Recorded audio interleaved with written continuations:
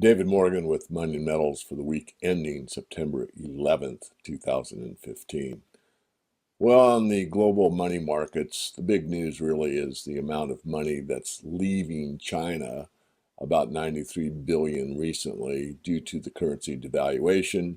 Right now, there are no barriers or currency controls in China, although the thought is occurring at government levels. Time will tell if anything takes place in the near future.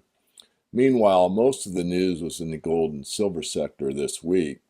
First of all, the Indian government floated the idea that's been brought up before about a gold-backed bond. This would allow people that have gold bars, jewelry, etc., to pledge it to the bank and earn interest on it. And of course, the bank can take that gold and do with it as they wish. Not a good idea in my view. Most people that have taken part in this idea and criticized it external to the Indian government are not favorable to the way it is structured. And the last time it was tried, it fell flat. My contention is it'll probably fall flat again. Reuters reported this week that 12 major banks reached a $1.65 billion settlement to resolve investor claims that they conspired to fix prices and restrain competition in the $16 trillion credit default swap market. Coos Janssen reported it's virtually impossible to get gold out of London. On the Comex, there was an article on Zero Hedge that reported the cover ratio on Comex gold is over 200 to 1. The amount of gold held in the Comex, as I've reported before, is extremely pitifully small relative to the entire gold market and also relative to the amount of paper claims against it. The Shanghai Gold Exchange said it will allow physical gold to be used as collateral on their futures contracts starting September 29th, according to its website this week. Gold on the price side, it was hitting about a 3-week low this week. Traders are anticipating the Fed direction around the 17th of September, and the stock markets actually had their best week in about 8.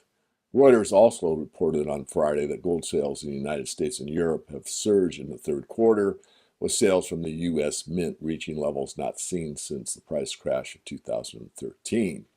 Sales of gold eagles have nearly tripled year over year in the third quarter, with most of September still remaining. In other news about gold, the founder of Bitcoin exchange Mt. Gox was charged with embezzlement.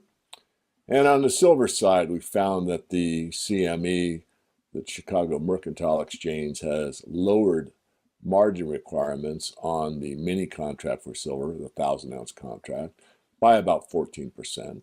They also lowered the minimum margin on the large contract, the 5,000-ounce contract, by the same 14%.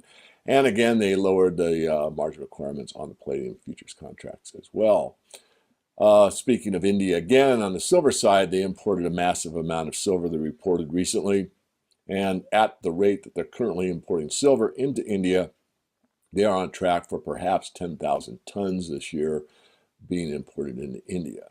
In other silver news, Wheaton Corporation posted their financials, and they have fallen about 15% in profit, and this is due primarily to the fact that silver prices are so low. And further on Wheaton, the Canadian Revenue Agency's proposed tax assessment of about $715 million will be fought vigorously in the courts, according to the company. And finally, on the supply side of silver that I reported last week, not much has changed. It looks like the wait time on the retail product side is quite extensive, 4, 6, 8 weeks, sometimes 12 in fact. So silver is still very tight on the retail side, and some could be spilling over into the commercial bar market, but that remains to be determined. That's it for Money and Metals for the week ending September 11th, 2015.